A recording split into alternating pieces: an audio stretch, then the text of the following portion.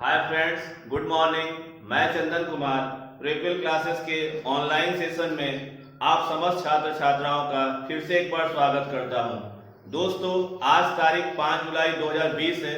आज हम भारत में वर्तमान में कौन क्या है इस पर चर्चा करेंगे।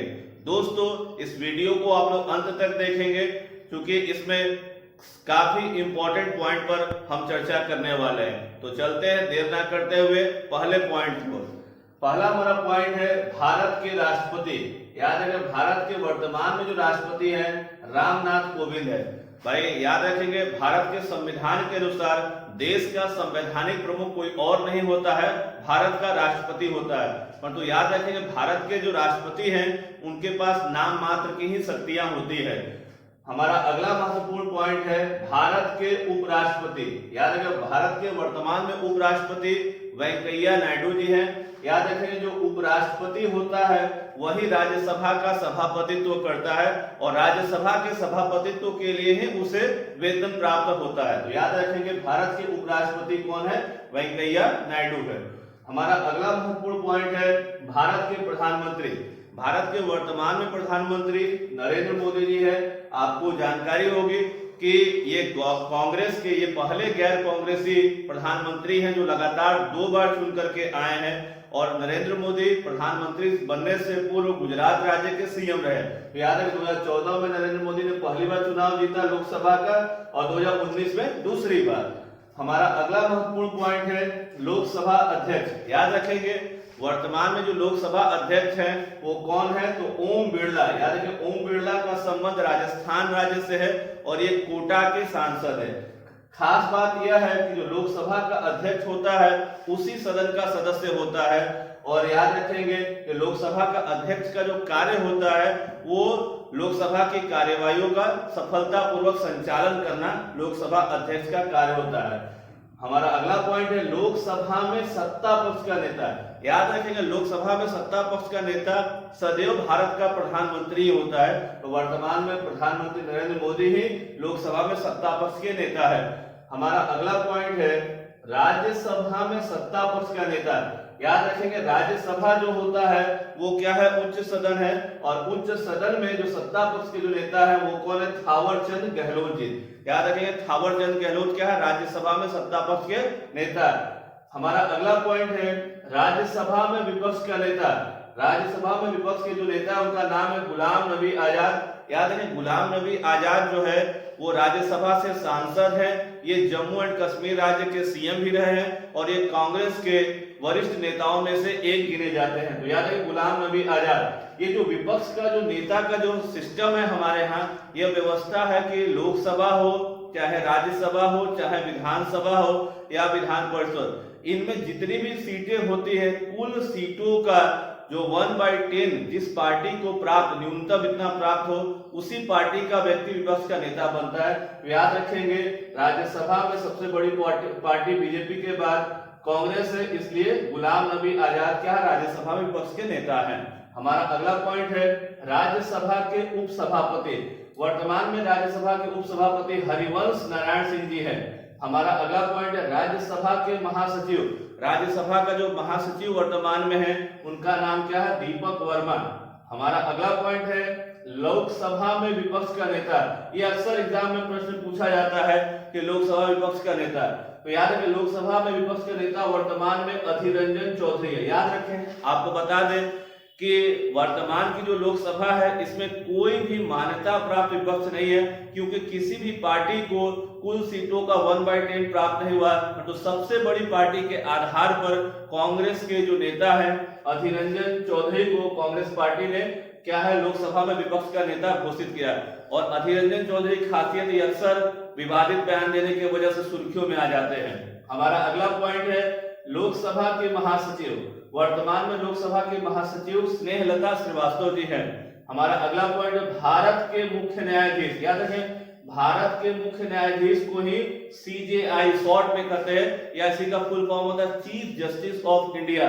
तो जस्टिस शरद अरविंद बोबड़े। याद रखें, जस्टिस शरद अरविंद बोबड़े जो है वर्तमान में भारत के मुख्य न्यायाधीश है, जबकि इनके पूर्व रंजन गोगोई जो थे वो चीफ जस्टिस ऑफ इंडिया थे। हमारा अगला पॉइंट है भारत के पहले लोकपाल, दोस्तों ये बहुत ही मोस्ट इंपॉर्टेंट है, ये क्वेश्चन लगातार पूछा जा रहा है। भारत के जो पहले लोकपाल है जस्टिस पिनाकी चंद्र घोष, याद रखेंगे। भारत में अन्ना हजारे का आंदोलन आप लोग को याद होगा। अन्ना हजारे ने लोकपाल के लिए एक बहुत बड़ा आंदोलन चलाया, जिसमें अरविंद केजरीवाल, भारत की पहली महिला आईपीएस अधिकारी किरण बेदी भी शामिल थी, और भी कई लोग थे। तो याद रखें कि बहुत लड़ाई के बाद, बहुत संघर्षों के बाद भारत में लोकपाल के पद का सृजन हुआ। और याद रखें भारत के पहले लोकपाल बनने का जो गौरव प्राप्त हुआ है जस्टिस पिनाकी चंद्र घोष को। हमारा अगला पॉइंट है भारत के महान्यायवादी। महान्यायवादी को दोस्तों अटॉर्नी जनरल कहते हैं, अटॉर्नी जनरल ऑफ इंडिया। यह भारत का सबसे बड़ा विधि अधिकारी होता है। यह भारत सरकार और भारत के राष्ट्रपति का सलाहकार भी होता है, विधि सलाहकार होता है। याद रखें तो वर्तमान में भारत के महान्यायवादी कौन है? के वेणुगोपाल। याद रखेंगे के वेणुगोपाल का कार्यकाल 2020 में समाप्त हो रहा था, परंतु भारत सरकार ने इनके कार्यकाल को 1 वर्ष के लिए क्या कर दिया और बढ़ा दिया है। हमारा अगला पॉइंट है भारत के नियंत्रक एवं महालेखा परीक्षक। याद रखेंगे नियंत्रक एवं महालेखा परीक्षक को कैग कहते हैं। कैग का फुल फॉर्म होता है comptroller and auditor general of India. तो वर्तमान में जो सीएजी है वो राजीव महर्षि है। याद रखेंगे जो सीएजी का पोस्ट होता है, इसको भारतीय धन का, जो भारत की जो संपत्ति है उसका गार्जियन मान्यता संरक्षक होता है। याद रखेंगे तो सीएजी कौन है? राजीव महर्षि, जिसका कार्य होता है ऑडिटिंग का। हमारा अगला पॉइंट है भारत के सॉलिसिटर जनरल। याद रखेंगे भारत के जो सॉलिसिटर जनरल है तुषार मेहता। याद रखेंगे कि जो अटॉर्नी जनरल होता है वो भारत का सबसे बड़ा विधि अधिकारी होता है, प्रथम विधि अधिकारी होता है। उसके बाद जो होता है वो सॉलिसिटर जनरल होते हैं, और उसके बाद एडिशनल सॉलिसिटर जनरल होते हैं। तो याद रखें वर्तमान में भारत के सॉलिसिटर जनरल कौन है? तुषार मेहता। इनके कार्यकाल को भी सरकार ने क्या है बढ़ा दिया है। हमारा अगला पॉइंट है भारत के मुख्य चुनाव आयुक्त। याद रखेंगे भारत के वर्तमान में जो मुख्य चुनाव आयुक्त है सुनील अरोड़ा जी है। याद रखेंगे जो सुनील अरोड़ा है भारत के मुख्य चुनाव आयुक्त होते हैं। और इनके सहयोग के लिए 2 और अन्य आयुक्त होते हैं। अगला पॉइंट है भारत के मुख्य सतर्कता आयुक्त। मुख्य सतर्कता आयुक्त को सीबीसी कहते हैं, जिसका फुल फॉर्म अंग्रेजी में चीफ विजिलेंस कमिश्नर होता है। वर्तमान में देश के सीबीसी संजय कोठारी है। जो सीबीसी होता है वो देश के जो सरकारी संस्थानों में जो फैला भ्रष्टाचार होता है उसकी जांच करने के लिए सीबीसी होता है। हमारा अगला महत्वपूर्ण पॉइंट है भारत के लेखा महानियंत्रक, जिसको सीजीए कहते हैं। वर्तमान में सोमा रॉय बर्मन है। याद है कि देश के सीजीए कौन है? तो सोमा रॉय बर्मन है। इससे पिछले टॉपिक में हमने बताया था CAG, comptroller and auditor general. अक्सर लोग कंफ्यूज हो जाते हैं सीएजी में और सीजीए में, तो आप लोग कंफ्यूज ना होंगे। हमारा अगला पॉइंट भारत के राष्ट्रीय सुरक्षा सलाहकार, इसको मोस्ट इंपोर्टेंट कर लेंगे। वर्तमान में पिछले 4-5 वर्षों में जो एनएसए है उस पर अक्सर चर्चाएं होती रहती है। तो भारत के राष्ट्रीय सुरक्षा सलाहकार, जिसको नेशनल सिक्योरिटी एडवाइजर कहते हैं, वो देश के कौन है? अजीत डोभाल है। इनको भारत का जेम्स बॉन्ड भी कहा जाता है, और इनकी जो निगरानी में भारत काफी बेहतर कर रहा है। अगला पॉइंट है भारत के उपराष्ट्रीय सुरक्षा सलाहकार। भारत के उपराष्ट्रीय सुरक्षा सलाहकार जो है दत्ता पडसलगीकर है। याद रखेंगे दत्ता पडसलगीकर जो है वो क्या भारत के उपराष्ट्रीय सुरक्षा सलाहकार है। हमारा अगला पॉइंट है लोक लेखा समिति के अध्यक्ष। याद रखेंगे साथियों लोक लेखा समिति को ही शॉर्ट में पीएसी कहते हैं, और इसका फुल फॉर्म होता है पब्लिक अकाउंट कमेटी। याद रखें वर्तमान में लोक लेखा समिति का अध्यक्ष कौन है? अधीररंजन चौधरी। याद रखें पीएसी का अध्यक्ष जो होता है वो सदैव विपक्ष का जो नेता होता है वही पीएसी का अध्यक्ष होता है। तो याद रखें वर्तमान में पीएसी का अध्यक्ष कौन है? अधीररंजन चौधरी। और पीएसी एक संसदीय समिति है। हमारा अगला पॉइंट है प्राक्कलन समिति। प्राक्कलन समिति को एस्टीमेट कमेटी भी कहते हैं। वर्तमान में प्राक्कलन समिति के जो अध्यक्ष है वो गिरीश बापट है। कौन है भाई? तो गिरीश बापट क्या है? प्राक्कलन समिति के अध्यक्ष है। यह भी एक संसदीय समिति है। हमारा अगला पॉइंट है भारत के पहले CDS, chief of defence staff. दोस्तों इसे भी मोस्ट इंपोर्टेंट कर लेंगे, क्योंकि भारत के स्वतंत्र इतिहास में सीडीएस का जो पद है वो अभी नया नया सृजित हुआ है। और देश के जो पहले सीडीएस बने हैं जनरल बिपिन रावत, ये आगामी एग्जाम में जरूर पूछा जाएगा। तो याद है कि भारत के पहले चीफ ऑफ डिफेंस स्टाफ कौन है? तो जनरल बिपिन रावत है। याद है कि जो सीडीएस का जो कार्य होगा वो तीनों सेनाओं के बीच में आपस में सामंजस्य स्थापित करना ही उसका मूल कार्य होगा। हमारा अगला पॉइंट है भारत के मुख्य सूचना आयुक्त, चीफ इंफॉर्मेशन कमिश्नर। याद रखेंगे जो भारत का मुख्य सूचना आयुक्त होता है वो वर्तमान में कौन है? विमल जुल्का जी हैं। और जो मुख्य सूचना आयुक्त है वो हमारे देश में एक कानून आया जिसका नाम है RTI, right to information act. तो आरटीआई के अंतर्गत मुख्य सूचना आयुक्त का जो पद है वो सृजित है। तो याद रखें वर्तमान में भारत के सीआईसी कौन है? विमल जुल्का। हमारा अगला पॉइंट है भारतीय थल सेना के प्रमुख। वर्तमान भारतीय थल सेना के प्रमुख जो है एम नरवणे, मनोज मुकुंद नरवणे जी है थल सेना के प्रमुख, याद रखेंगे। तो जनरल एम नरवणे। हमारा अगला पॉइंट है भारतीय थल सेना के उप प्रमुख कौन है? तो एसके सैनी। याद रखेंगे एम नरवणे के बाद जो दूसरे जो बड़े अधिकारी हैं थल सेना के वो कौन है? एसके सैनी। हमारा अगला पॉइंट है भारत के वायुसेना प्रमुख। याद रखें भारत के वायुसेना प्रमुख जो है आरकेएस भदौरिया है। याद है कि भारतीय वायुसेना आज पूरे विश्व भर में जानी जा रही है अपने अदम्य साहस और शौर्य के लिए। तो याद है भारत के वायुसेना अध्यक्ष कौन है? आरकेएस भदौरिया। भारत के वायुसेना के उपाध्यक्ष मतलब कि नंबर 2 के जो व्यक्ति हैं वो कौन है? एचएस अरोड़ा। आरकेएस भदौरिया के बाद एचएस अरोड़ा जो है दूसरे पद पे है। हमारा अगला पॉइंट है भारतीय नौसेना के अध्यक्ष। याद है कि भारतीय नौसेना के अध्यक्ष वर्तमान में एडमिरल करमवीर सिंह है। याद है कि भारतीय नौसेना के अध्यक्ष कौन है? एडमिरल करमवीर सिंह। हमारा अगला पॉइंट है भारतीय तटरक्षक बल। याद रखें जो इंडियन कोस्ट गार्ड के जो महानिदेशक है, जो सबसे बड़ा अधिकारी है, उनका नाम क्या? के नटराजन। जो इंडियन कोस्ट गार्ड है वो भारत की सीमाओं के जो समुद्री सीमाएं हैं उनको सुरक्षित करने का जो कार्य करती है। हमारा अगला पॉइंट है सीआरपीएफ के महानिदेशक, सेंट्रल रिजर्व पुलिस फोर्स के जो डायरेक्टर है, जो प्रमुख है, उनका नाम है आनंद प्रकाश माहेश्वरी। भारत के जो सीआरपीएफ है एक बहुत बड़ी पैरामिलिट्री फोर्स है और भारत में कहीं दंगा फसाद या किसी भी तरह की घटना होती है तो सीआरपीएफ उनको क्या है? अच्छे से व्यवस्थित करता है, अच्छे से नियंत्रित करने का कार्य करता है। ITBP, Indo Tibetan border police, 1962 के भारत चीन युद्ध के बाद तत्कालीन प्रधानमंत्री नेहरू जी ने इसके गठन की मंजूरी दी और आईटीबीपी का जो मूल कार्य है जो तिब्बत चीन सीमा है उसकी सुरक्षा करना आईटीबीपी का मूल कार्य है। तो आईटीबीपी के वर्तमान में महानिदेशक एस देसवाल जी हैं। और अगला है एसएसबी, सीमा सुरक्षा बल। सीमा सुरक्षा बल के जो महानिदेशक है कुमार राजेश चंद्र जी हैं। अगला पॉइंट है अध्यक्ष राष्ट्रीय महिला आयोग। अध्यक्ष राष्ट्रीय महिला आयोग कौन है भाइयों? तो वर्तमान में रेखा शर्मा है। इस टाइप के प्रश्न बहुत ज्यादा पूछे जाते हैं साथियों, इसलिए ध्यान रखेंगे कि राष्ट्रीय महिला आयोग के वर्तमान में अध्यक्ष कौन है? रेखा शर्मा।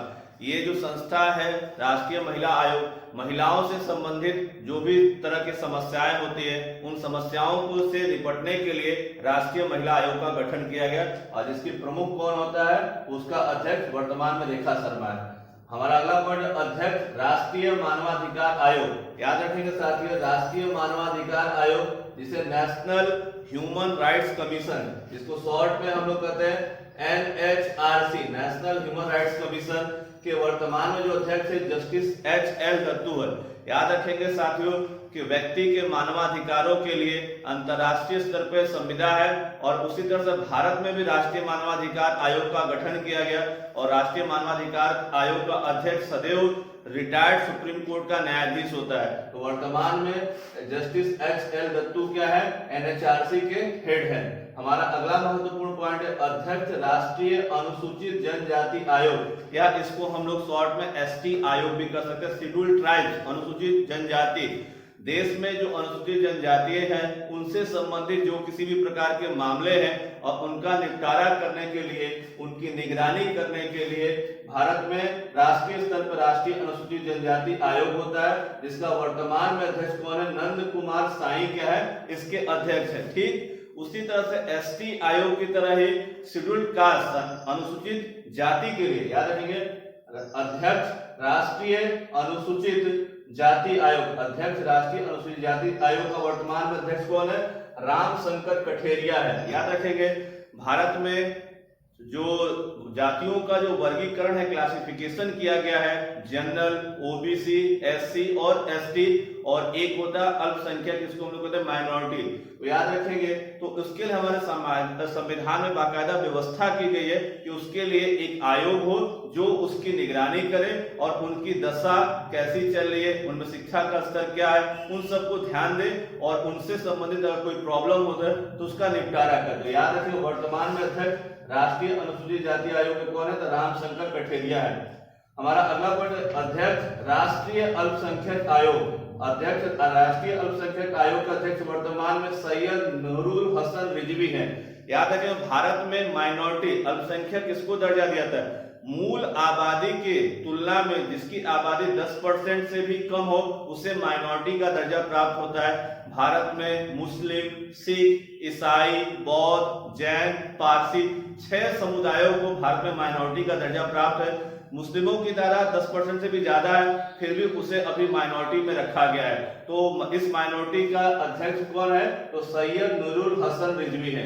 हमारा अगला महत्वपूर्ण पॉइंट है, अध्यक्ष नेशनल टेस्टिंग एजेंसी। ध्यान रखें, ये नई संस्था है। भारत में राष्ट्रीय स्तर पर एग्जाम कराने के लिए एक नेशनल टेस्टिंग एजेंसी का गठन किया गया है, जिसके वर्तमान में अध्यक्ष कौन है? तो विनीत जोशी है। इस संस्था का मुख्य कार्य होगा कि पूरे राष्ट्र के स्तर पर किसी भी प्रकार की परीक्षाओं का आयोजन कैसे किया जाए, क्योंकि भारत में प्रतियोगी परीक्षाओं का कराना बड़ा ही प्रॉब्लम होता है, क्योंकि भारत में आबादी बहुत ज्यादा है। तो उसी के लिए एक राष्ट्रीय स्तर पर नेशनल टेस्टिंग एजेंसी गठन किया गया, जिसके वर्तमान में अध्यक्ष विनीत जोशी जी हैं।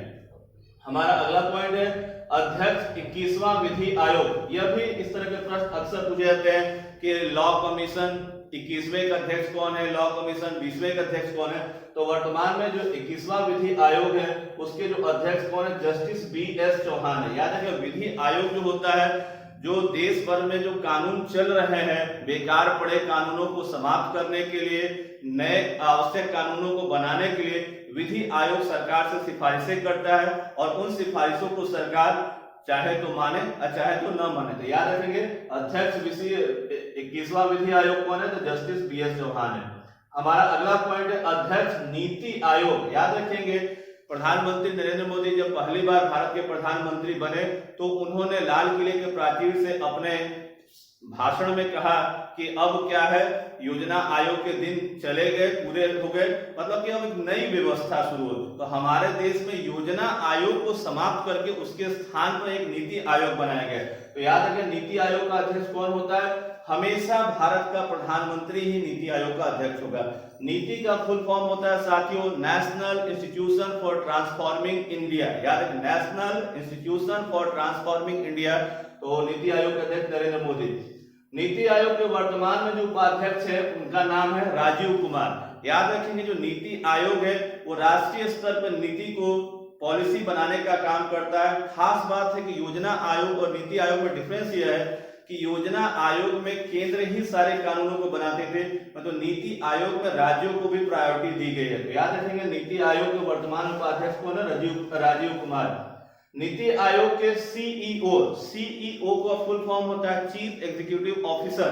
याद रखें, नीति आयोग के वर्तमान में सीईओ है अमिताभ कांत। याद रखेंगे, नीति आयोग एक नई संस्था है और इससे रिलेटेड प्रश्न बहुत ही इंपॉर्टेंट है, पूछे भी जा रहे हैं, ध्यान रखेंगे। तो सीईओ चीफ एग्जीक्यूटिव ऑफिसर कौन है? अमिताभ कांत। नीति आयोग को एक बिजनेस लुक देने के लिए सरकार ने सीईओ का पद बनाया। और याद रखेंगे, हमारा अगला पॉइंट, अध्यक्ष आईबी। याद रखें, भारत में कुछ खुफिया एजेंसी है जिसमें आईबी है, रॉ है, सीबीआई है। तो याद रखें, अध्यक्ष आईबी इंटेलिजेंस ब्यूरो के अध्यक्ष कौन है? तो अरविंद कुमार जी। अध्यक्ष रॉ का फुल फॉर्म होता है research and analysis wing. Research and analysis wing. Raw के वर्तमान में अध्यक्ष है सामंत कुमार गोयल। अगला है अध्यक्ष सीबीआई का नाम अक्सर आप सुनते रहते हैं, किसी भी केस के इन्वेस्टिगेशन को लेकर के सीबीआई जांच होती रहती है। तो अध्यक्ष सीबीआई जो है वर्तमान में कौन है? ऋषि कुमार शुक्ला जी है। ध्यान रखें, हर डिपार्टमेंट में, हर मंत्रालय में एक सचिव होता है। तो उसी तरह से भारत के कुछ प्रमुख सचिवों के नाम हमने बताया है। भारत का जो गृह सचिव, याद रखिए, वर्तमान में कौन है? अजय कुमार भल्ला। गृह सचिव कौन है? अजय कुमार भल्ला। भारत के वर्तमान में रक्षा सचिव कौन है? तो याद रखें अजय कुमार। भारत के वर्तमान में कैबिनेट सचिव कौन है? राजीव गौबा जो है वर्तमान में भारत के कैबिनेट सचिव है। और भारत के जो वित्त सचिव हैं वो अजय भूषण पांडे हैं। दोस्तों, आपको अगर हमारा वीडियो अच्छा लगा हो तो इसे लाइक करें, ज्यादा से ज्यादा अपने साथियों में शेयर करें, और मेरे चैनल को अगर अब तक आपने सब्सक्राइब नहीं किया हो तो जरूर सब्सक्राइब करें। अच्छे वीडियो के लिए, अच्छे महत्वपूर्ण कंटेंट के लिए। खास बात है कि हम अपने वीडियो को नए सिरे से हमेशा आपके समक्ष लाते रहते हैं। धन्यवाद, नमस्कार।